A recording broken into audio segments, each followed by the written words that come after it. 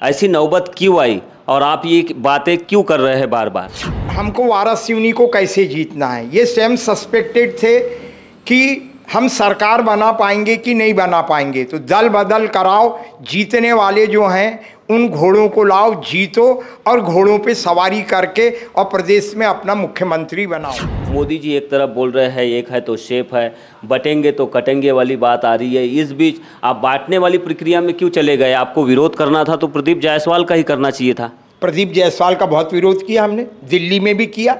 और मैं एक बात कहना चाहता हूं, कांग्रेसियों को लाने से सेफ नहीं हो जाएगा, सेफ तो हमारे कर्मों से होगा, हमारे कृत्यों से होगा सेफ, ये मेरा कहना है। और हमारा कहना ये है, अगर तुम हमको नहीं सुनना चाहते, तुम्हारे मन की बात हमने कितनी बार सुने मोदी जी। 1980 के बाद की जो विचारधारा दिखाई दे रही थी भारतीय जनता पार्टी बनने के बाद, वो विचारधारा अब बदल गई है, ऐसा क्यों लग रहा है? हम अटल बिहारी वाजपेयी जिसने एक सीट के लिए सत्ता त्याग दी, छोड़ दिया, उस अटल बिहारी वाजपेयी के अनुयायी हम, भारत रत्न अटल बिहारी वाजपेयी। तो हमारा कहना यह है, अगर भारतीय जनता पार्टी अटल जी के सिद्धांतों पे चलेगी, श्यामा प्रसाद मुखर्जी और दीनदयाल जी के सिद्धांतों पे चलेगी, तो हम साथ हैं। पार्टी के लोग हैं, उनको चैलेंज करेगा? बिल्कुल करेंगे, हम भागीदारी करेंगे, लड़ेंगे। हमारे कार्यकर्ता बिल्कुल निश्चित रूप से चुनाव लड़ेंगे, चाहे छोटे चुनाव हैं, सोसाइटी के आगे चुनाव आना है, मंडी के चुनाव आना है, इरिगेशन के चुनाव आना है।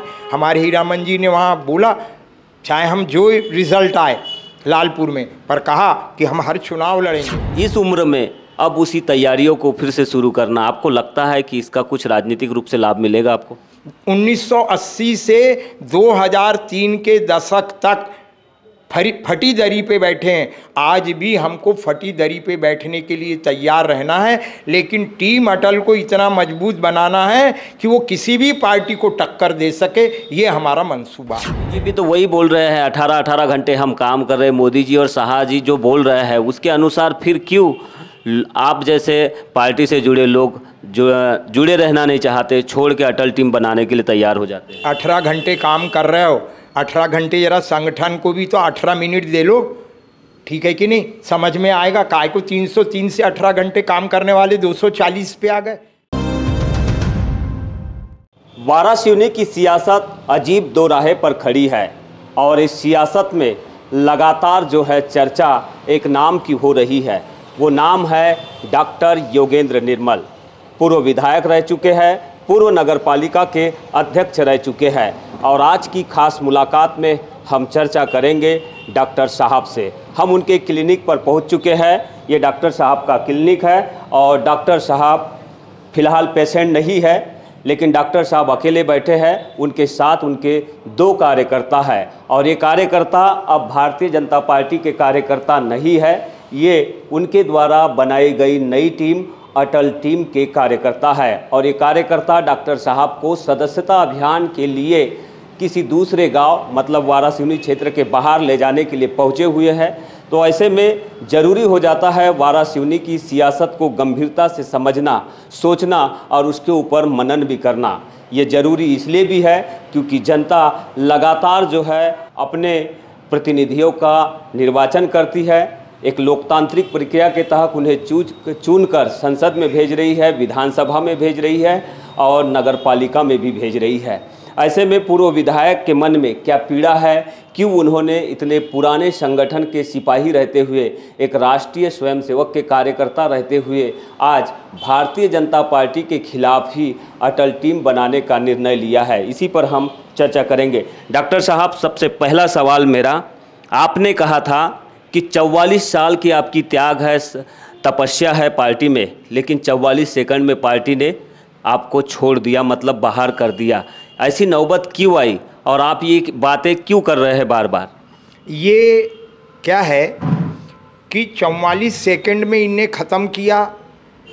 इनने एक बात देखा कि हमको वारासिवनी को कैसे जीतना है। ये स्वयं सस्पेक्टेड थे कि हम सरकार बना पाएंगे कि नहीं बना पाएंगे, तो दल बदल कराओ, जीतने वाले जो हैं उन घोड़ों को लाओ, जीतो और घोड़ों पे सवारी करके और प्रदेश में अपना मुख्यमंत्री बनाओ।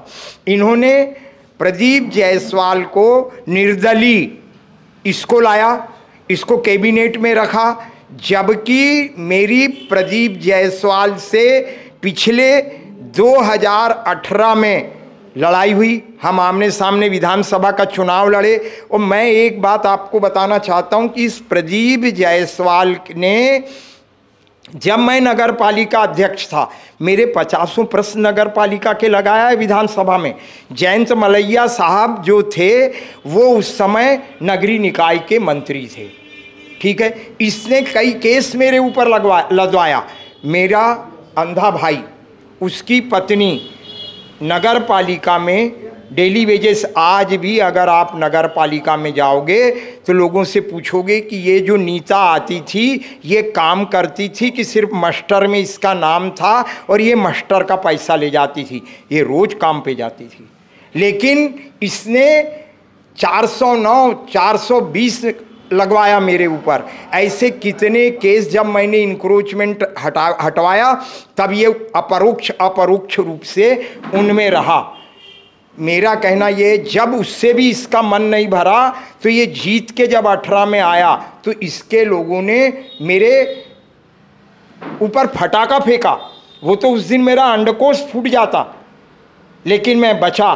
चप्पलें मेरी जली, आज भी वो चप्पलें मेरे पास है। इतना सब करने वाला प्रदीप जायसवाल, मैं स्वाभिमान बेचूंगा तब प्रदीप जायसवाल के साथ जाऊंगा। मोदी का अगर स्वाभिमान है, अमित शाह, शिवराज का, हितानंद और बीडी शर्मा का स्वाभिमान है, तो मेरे जैसे छोटे कार्यकर्ता का भी स्वाभिमान है। मैं स्पष्ट रूप में बोल चुका कि मैं इस जन्म में नहीं, अगले जन्म में भी गुड्डा जायसवाल के साथ नहीं जाऊंगा। जो इसने कृत्य मेरे साथ किया है वो वास्तव में अक्षम्य है।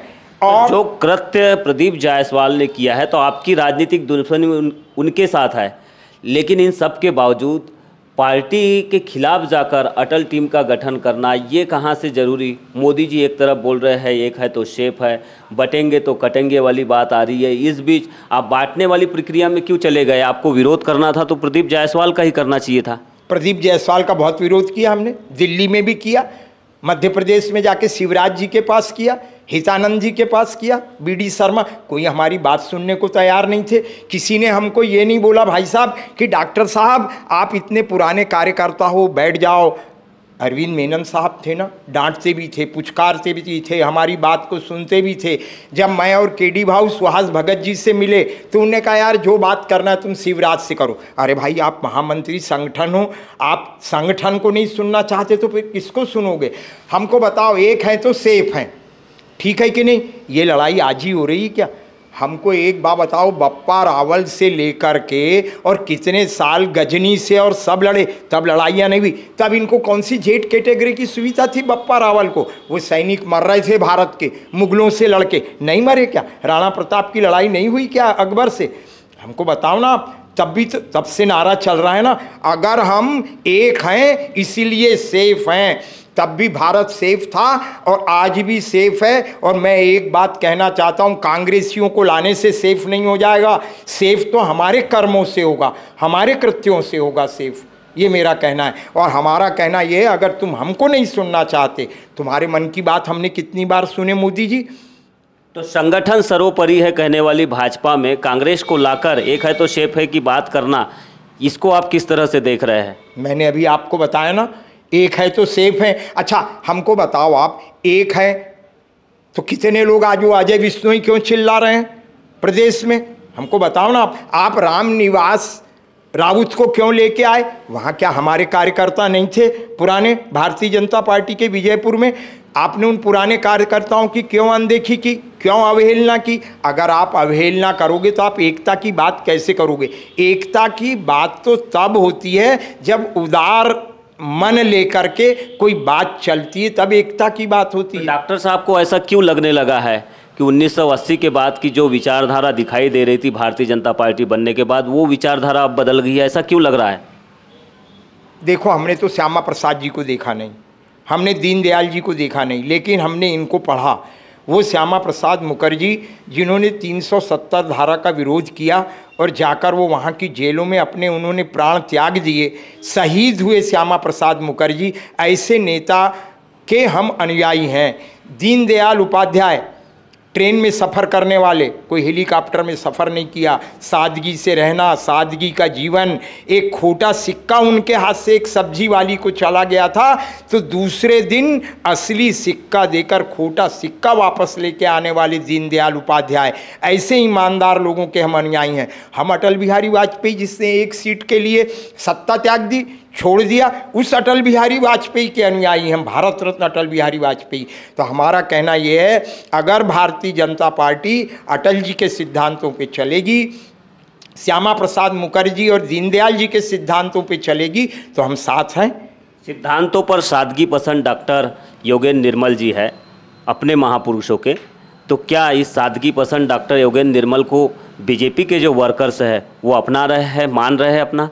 बिल्कुल मान रहे हैं। आज हम जहाँ जा रहे हैं वहाँ हमको बराबर प्रतिसाद मिल रहा है, लोग हमारे सदस्य बन रहे हैं, लोग आते हैं। मैं आपको क्या बताऊँ भाई साहब, लोग आते हैं हमको सदस्य बनाओ अटल टीम के, यहाँ रोक लेते हैं मेरे को। तो कारवां कितना बढ़ गया है अभी 1-2 महीने के भीतर? ये अभी हमारा कारवां रोज चल रहा है। अभी हमने 1100 सदस्य अपने बना लिए हैं और हर एक बीडीसी क्षेत्र को हम पकड़ रहे हैं। अभी हमने 5 बीडीसी क्षेत्रों में अपना काम किया है। वारासिवनी ग्रामीण में यहाँ 22 बीडीसी क्षेत्र हैं। इसके बाद हम शहर में सदस्यता अभियान करेंगे और फिर खैरलांजी जनपद की क्षेत्रों में सदस्यता अभियान करेंगे। ये जो सदस्यता अभियान आप बता रहे हैं अटल टीम के नाम पर चल रहा है आपका, ये क्या आगे चलकर राजनीतिक रूप से अपनी भागीदारी दिखाएगा? क्या राजनीतिक रूप से तेवर दिखाएगा? क्या राजनीतिक रूप से सरकार को चैलेंज करेगा, या जो बैठे हुए हैं विधायक हो या फिर जो पार्टी के लोग हैं उनको चैलेंज करेगा? बिल्कुल करेंगे, हम भागीदारी करेंगे, लड़ेंगे। हमारे कार्यकर्ता बिल्कुल निश्चित रूप से चुनाव लड़ेंगे, चाहे छोटे चुनाव हैं, सोसाइटी के आगे चुनाव आना है, मंडी के चुनाव आना है, इरिगेशन के चुनाव आना है। हमारे हीरामन जी ने वहाँ बोला, चाहे हम जो रिज़ल्ट आए लालपुर में, पर कहा कि हम हर चुनाव लड़ेंगे, हम किसी चुनाव को छोड़ेंगे नहीं। अभी बड़े चुनाव की हम चर्चा नहीं करते, चूँकि अभी छोटे चुनाव बाकी हैं, उनका इंतज़ार है। पहले हम इन छोटे चुनावों को लड़ेंगे और निश्चित रूप से मेरा ये मानना है कि जो कार्यकर्ता आज हमारे पास आ रहा है, ये समाज के अंदर प्रतिष्ठित व्यक्ति है, की वोटर है, और जो हमारे पास आ रहा है वो अपनी अपनी जगह बहुत ही सही तरीके से भारतीय जनता पार्टी को छोड़ के और टीम अटल के काम में लगा हुआ है। वो दौर अलग था जब डॉक्टर साहब बीजेपी को लेकर संघर्ष कर रहे थे, लोगों को समझा रहे थे पार्टी की विचारधारा से, उसकी नीति से, उसके संगठन से। लेकिन अब उसी संगठन के खिलाफ टीम अटल बनाकर फिर से इस उम्र में अब उसी तैयारियों को फिर से शुरू करना, आपको लगता है कि इसका कुछ राजनीतिक रूप से लाभ मिलेगा आपको? देखो, हम तो भाई साहब ऐसा समझ रहे हैं कि हम 1980 में चले गए। जब मैं 1980 में यहाँ काम मैंने शुरू किया था, मैं महामंत्री था मंडल का, तो उस समय कोई हमको घर में बैठने को नहीं बोलता था। आज हम 1980 में चले गए हैं। जैसा हमने भाजपा का काम शुरू किया था, आज हमने वैसा ही काम टीम अटल का शुरू किया है। वही हमारी दरी है, वही हमारा फट्टा है। हम अपने कार्यकर्ता को एक बात बोलते हैं कि तब हम 1980 से 2003 के दशक तक फटी दरी पे बैठे हैं। आज भी हमको फटी दरी पे बैठने के लिए तैयार रहना है, लेकिन टीम अटल को इतना मजबूत बनाना है कि वो किसी भी पार्टी को टक्कर दे सके, ये हमारा मंसूबा है। तो आपको लगता है कि उस दौर में फटी दरी पर बैठने वाले लोग, उस समय में बिना चाय नाश्ते के पानी के भरोसे सेवा करने वाले, पार्टी संगठन को ऊपर ले जाने वाले लोग, आज बिना फटी दरी के बगैर क्या आज इस मुकाम तक पहुंच पाएंगे? आपको ऐसा महसूस होने लगा है? कुछ है इसके पीछे? क्या आगे चलकर इसका लाभ समाज को, इस क्षेत्र को और यहाँ के लोगों को मिलेगा? बिल्कुल मिलेगा, क्योंकि हमारा त्याग तपस्या लोगों ने देखा है। आज भी हमारी अपनी गुडविल है, हमने गुडविल अपनी ख़त्म नहीं की। हमारी पब्लिक के बीच में आज भी प्रतिष्ठा हमने बना करके रखी है, हमने अपनी प्रतिष्ठा खोई नहीं है। और इसलिए हमारे पास सारे जो लोग आ रहे हैं, मैंने आपको पहले ही कहा, वो समाज के प्रतिष्ठित लोग हैं।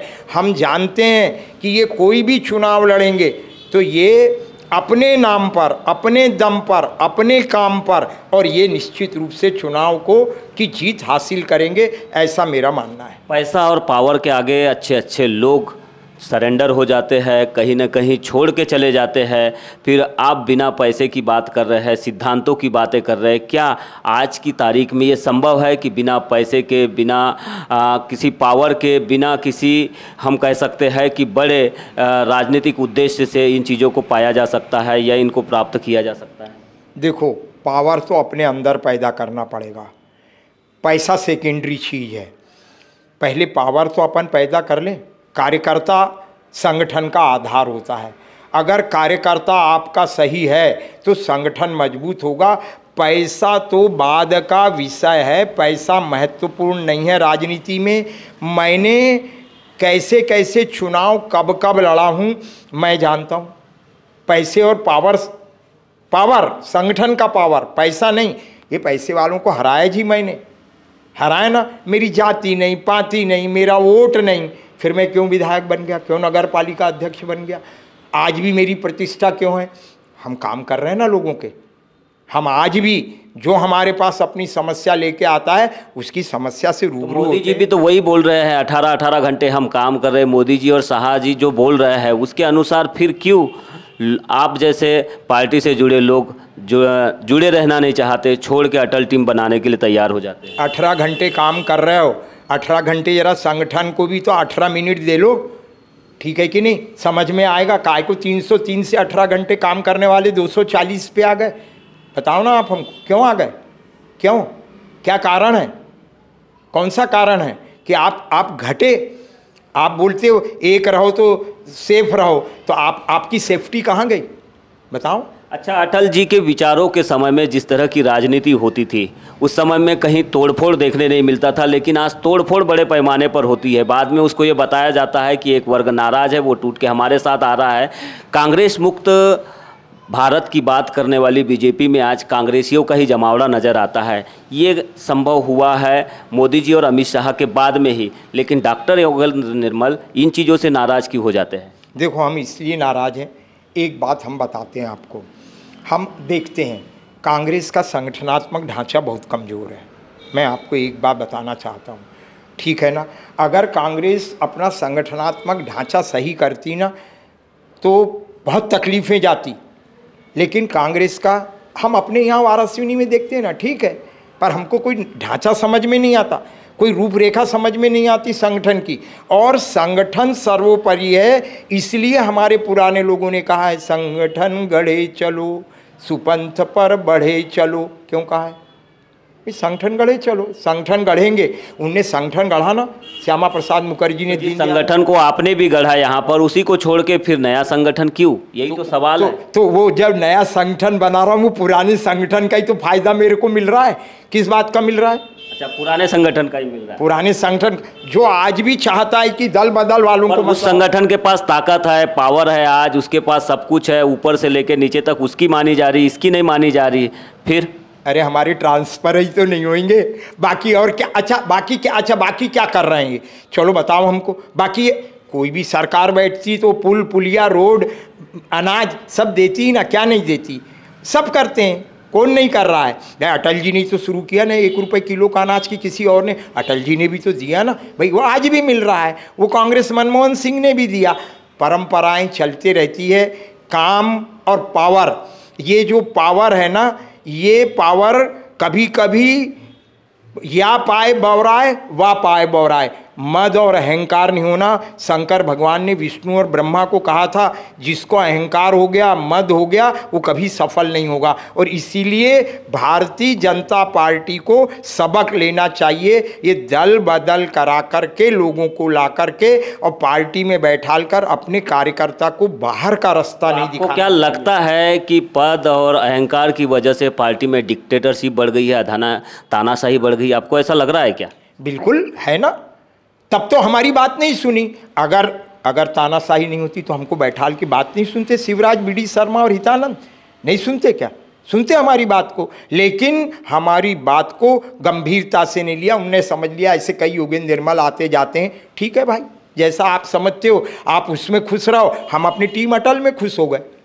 पावर और पद जरूरी होता है राजनीति में, लेकिन पावर और पद के साथ जब अहंकार आ जाता है तो पावर कहीं न कहीं घटने भी लग जाता है। ये विचार है डॉक्टर योगेंद्र निर्मल का, और डॉक्टर योगेंद्र निर्मल वो शख्सियत है वारासिवनी क्षेत्र में, बालाघाट ज़िले में, जो आज भी पार्टी के मूल विचार सिद्धांतों के ऊपर अटल है, और इसीलिए उन्होंने अटल टीम बनाकर एक नई शुरुआत राजनीति की वारासिवनी क्षेत्र में करने की कोशिश की है। देखना यही होगा कि अटल टीम के भरोसे अब डॉक्टर योगेंद्र निर्मल वारासिवनी क्षेत्र में जो राजनीतिक पुरोधा है, जो कांग्रेस से आकर अब बीजेपी में अपना वर्चस्व जमाए हुए है, अपना सिक्का जमाए हुए है, उन्हें किस तरह से चुनौती देते हैं।